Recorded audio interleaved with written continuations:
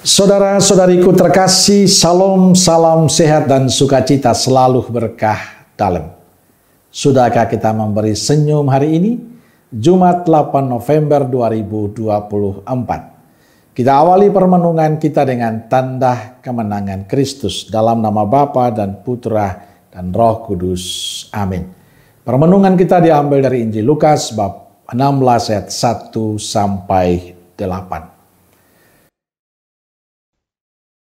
Dan Yesus berkata kepada murid-muridnya, "Ada seorang kaya yang mempunyai seorang bendahara. Kepadanya disampaikan tuduhan bahwa bendahara itu menghamburkan miliknya. Lalu ia memanggil bendahara itu dan berkata kepadanya, 'Apakah yang kudengar tentang engkau? Berilah pertanggungan jawab atas urusanmu, sebab engkau tidak boleh lagi bekerja sebagai bendahara.' Kata bendahara itu di dalam hatinya, 'Apakah yang harus aku perbuat? Tuanku memecat aku dari jabatanku sebagai bendahara. Mencangkul, aku tidak dapat. Mengemis, aku malu. Aku tahu apa yang akan aku perbuat, supaya apabila aku dipecat dari jabatanku sebagai bendahara, ada orang yang akan menampung aku di rumah mereka.' Lalu ia memanggil seorang demi seorang yang berhutang kepada tuannya.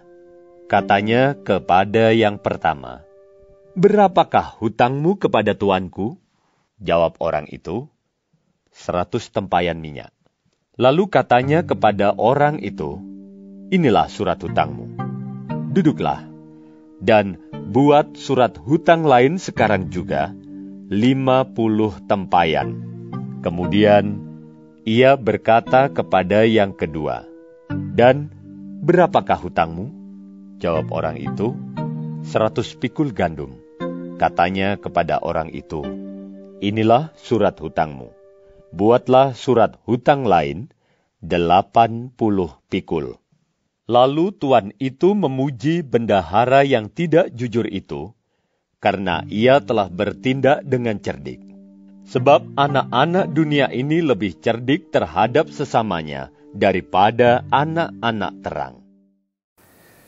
Saudaraku yang terkasih, dalam Injil hari ini Yesus memuji bendahara yang tidak jujur.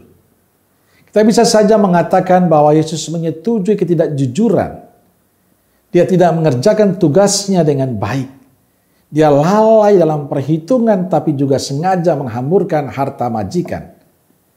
Bendahara ini bertindak bukan lagi sebagai pekerja, pengelola harta tuannya, tapi seakan-akan dia pemiliknya. Karena itu dia harus mempertanggungjawabkan perbuatannya. Mengapa Yesus memuji bendahara yang tidak jujur itu? Karena bendahara itu menyadari akan masa depannya dan ia cepat mengambil tindakan. Pada saat tahu dia bersalah, dia mulai memikirkan masa depannya. Apakah yang harus aku perbuat? Tuanku memecat aku dari jabatanku sebagai bendahara. Mencangkul aku tidak dapat. Mengemis aku malu. Dia tahu konsekuensi di masa depan. Karena itu dia tidak berdiam diri. Dia ingin selamat. Inilah visinya. Agar tetap hidup dia harus berbuat sesuatu.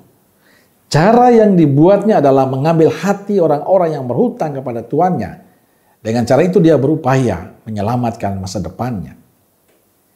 Injil hari ini mengajarkan pada para murid agar tidak hanya memikirkan masa depan, tapi yang terpenting adalah melakukan sesuatu yang baik di masa kini untuk masa yang akan datang. Dan bagi saya kita perlu belajar dari bendahara yang tidak jujur ini. Ia mampu melihat masa depan, memperhitungkan dengan baik dan mampu bertindak tepat. Inilah inti permenungan kita hari ini. Bahwa hidup kita tidak hanya pada masa sekarang ini, tapi kita memiliki tujuan di masa depan. Dan di masa depan itu adalah sesuatu yang harus kita bangun di saat sekarang. Masa depan yang baik adalah menjalani kebaikan di masa kini. Jadilah saat ini waktu yang berharga bersama Tuhan. Dan menjadi berkat bagi sesama. Percaya, dengan kemurahan Tuhan, kita kelak akan bahagia bersama Bapa di surga.